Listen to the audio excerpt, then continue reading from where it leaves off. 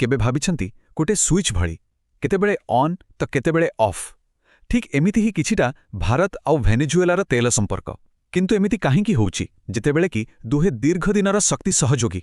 आसंतु एहार भीतर कथाटाकू बुझिबा। हेले प्रश्न उठुछि एमिति काहींकी हेउछि कौन पाई दुई देश भितरे तेल जहाजर जीवा आसिबा बारंबार बंद हो जाउछि।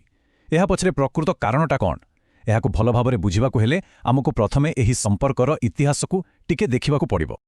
आसंतु प्रथमे देखिबा एही संपर्कर गभीरताकू। एही जेउ बारंबार वाणिज्य बंद होउछि ताकू देखिले लागिपारे जे एहा बोधे किछि नुआ संपर्क, किंतु ना, वास्तवरे एहार मूलदुआ बहुत पुराणा आउ बेस मजबूत। जानती भारत पाई भेनेजुएला केवल गोटे तेल बिकाड़ी देश नुहे, एहाठू बहुत बेसी किछि। एहा एक दीर्घकालीन शक्ति सहयोगी। कारण एही संपर्क केवल किणाबिका भितरे सीमित नुहे, बरং आम देशर कंपानी माने सेठारे निवेश मध्य करिसंती। आउ एहा ही एही संपर्ककू एक भिन्न स्तरकू नै जाए। आउ एही टाइमलाइन को देखिले पूरा कहानीटा पानी भली सफा होइजिबो। देखंतु 2008 रे आम देशर कंपनी माने सेठारे काम आरंभ कले। आउ 2019-20 पर्यंत माने प्राय एक दशंधि धरी सबुकिछि ठीक ठाक चलीथला, नियमित तेल आसुथला। किंतु हठात सबु बंद। आउ तापरे किछि वर्षर व्यवधान पारे पुणी थरे किछि समय पय आरंभ हैला। एइठी ही असल कथाटा लुचि रहिछि। आउ गोटे मजा कथा हेउछि एही कारोबार रे मुख्यतः दुई देशर सरकारी कंपानी ही अछंती, भारतर पीएसयू एवं वेनेजुएलार जातीय तैल कंपानी पीडीवीएसए। अर्थात एहा केवल गोटे व्यवसाय नुहे, बरং दुई सरकारंक मध्यरे एक बहुत गुरुत्वपूर्ण बुझामणा। तेबे द्वितीय भाग हेउछि प्रतिबंधकर एही लुचुकाली खेल। हेले जदि सबु एते भल थिला ताहाले गंडगोलटा आसुछि कोठू? किए एही खेलरे विलेन साजुछि? उत्तर हेउछि बाह्य प्रतिबंधक। एहा एक एमिति कांथ जहा एही वाणिज्यर रास्ताकू बारंबार बंद करि देउछि। तो एही प्रतिबंधक बा सैंक्शन्स काम करे केंती? देखंतु जेतेबेले अमेरिका भली कोनोसी बड़ देश वेनेजुएला उपरे किछि आर्थिक कटकणा लगै दिए, तार सीधा प्रभाव आसी भारत उपरे पड़े। आउ एही कटकणा जोगु भारत पाई वेनेजुएला सह वाणिज्य करिबा प्राय असंभव होई पड़े। एहा ही सही ऑफ स्विच। बुझिले तो? एइठी ही सही ऑन ऑफ स्विच रो पूरा खेलटा सामना को आसुची। भारत तेल आणुची, हठात बाहरु प्रतिबंधक लागिला, बस आमदानी बंद।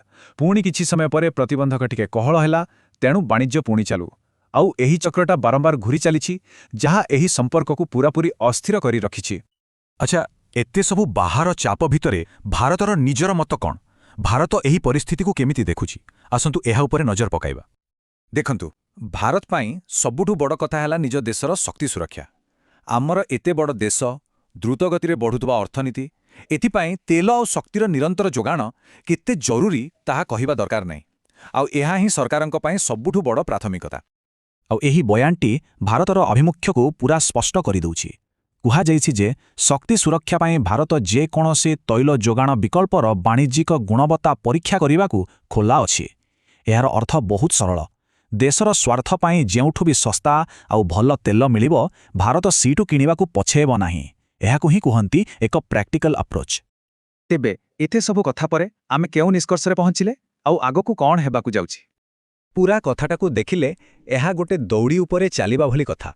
गोटे पटे अछि देशर निजर जरूरी शक्ति आवश्यकता, आउ अन्य पटे अछि अंतर्जातीय राजनीतिर चक्रव्यूह। भारत को एही दुईटी भितरे एक सूक्ष्म एवं संतुलित रास्ता बाहर करबाकू पड़ुछि। तेणु शेषरे सबुठू बड़ प्रश्न हेउछि एही जेउ दुनियार राजनीति प्रति मुहूर्तरे बदलुछि, सेथिरे भारत केमिति निजर शक्तिर आवश्यकता आउ विश्व राजनीति भितरे तालमेल रखिब? एहार उत्तर ही आगामी दिनरे भारतर शक्तिर भविष्यतर दिग निर्णय करिब।